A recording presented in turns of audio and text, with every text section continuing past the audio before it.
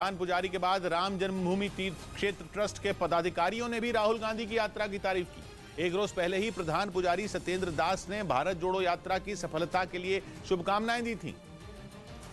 और अब श्री राम जन्मभूमि तीर्थ क्षेत्र ट्रस्ट के महासचिव चंपत राय समेत दूसरे पदाधिकारियों ने भी यात्रा की तारीफ की। एक नौजवान देश का भ्रमण कर रहा है, देश को समझ रहा है, ये एक प्रशंसा की बात है।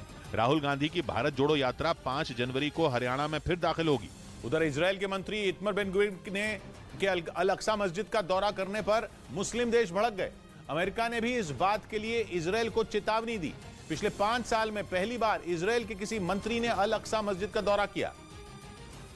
और जैसे ही इजरायल के नेशनल सिक्योरिटी मिनिस्टर इतमर बेन गुविर ने अल अक्सा मस्जिद में कदम रखा, विवाद हो गया, क्योंकि पूर्वी यरूशलेम के टेंपल माउंट में बनी अल अक्सा मस्जिद में केवल मुस्लिम समुदाय के लोग प्रार्थना कर सकते हैं और कट्टर छवि वाले इतमर बेन गुविर यहूदी समुदाय के हैं, यानी उस समुदाय के जिसे अल अक्सा मस्जिद में जाने की तो इजाजत है लेकिन पूजा करने की नहीं। उन्होंने वहां प्रार्थना की या नहीं ये तो पता नहीं, लेकिन उनका वहां जाना ही विवाद को हवा देने के लिए काफी था, क्योंकि मुस्लिम देशों ने इसे उकसाने वाली हरकत माना और इजरायल पर भड़क गए। अल अक्सा मस्जिद इस्लाम धर्म का तीसरा सबसे पवित्र स्थल है, जिस पर जॉर्डन का धार्मिक अधिकार है और इसी अधिकार की वजह से सालों से केवल मुस्लिम समुदाय के लोग वहां प्रार्थना कर सकते हैं, लेकिन इजरायल का यहूदी समुदाय वहां अपना धार्मिक स्थल होने का दावा करता है और प्रार्थना का अधिकार मांगता है। अल अक्सा मस्जिद पहुंचे इतमर बेन गुविर ने भी यही मांग की और डंके की चोट पर ऐलान कर दिया कि उन्हें वहां जाने से कोई नहीं रोक सकता। उन्होंने हमास का नाम लेकर कहा कि वो किसी से नहीं डरते क्योंकि समय बदल गया। लेकिन उनके इस बयान ने मुस्लिम देशों को इजरायल पर भड़कने का मौका दे दिया। इन देशों में सऊदी अरब और तुर्की जैसे देश शामिल हैं, यानी वो देश जिनसे इजरायल के रिश्ते धीरे धीरे सुधर रहे थे।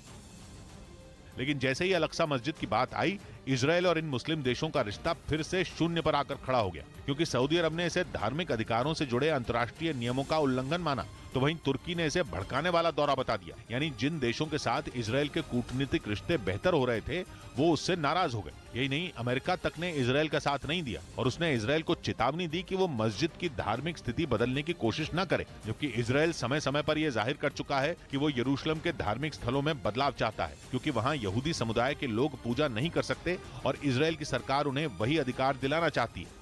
इधर दिल्ली में पारा 4.4 डिग्री तक गिर गया, जिसे सीजन का सबसे ठंडा दिन बताया गया और कड़ाके की ठंड के साथ लोगों पर कोहरे की मार भी पड़ी। जहां एक तरफ दिल्ली में तापमान 4.4 डिग्री तक लुढ़क गया, जिसे सीजन का सबसे ठंडा दिन बताया गया, वहीं घने कोहरे की वजह से विजिबिलिटी महज 200 मीटर तक रह गई। रेलवे ने बताया कि कोहरे की वजह से करीब 19 ट्रेनें 1.5 से 4.5 घंटे की देरी से चल रही हैं। इस बीच इलॉन मस्क का दावा है कि अमेरिका की सरकार ने 2.5 लाख ट्विटर अकाउंट बंद करने का आदेश दिया, जिसका दावा उन्होंने ट्वीट करके किया और बताया कि अमेरिका की सरकार ने जिन 2.5 लाख लोगों के ट्विटर अकाउंट बंद करने का आदेश दिया वो पत्रकारों और कनाडा के अधिकारियों के थे। मस्क के इसी ट्वीट पर अमेरिका के पत्रकार मैट टाइबे ने एक रिपोर्ट ट्वीट की और उसमें भी अमेरिका की सरकार पर ट्विटर में दखलंदाजी करने का आरोप लगाया गया।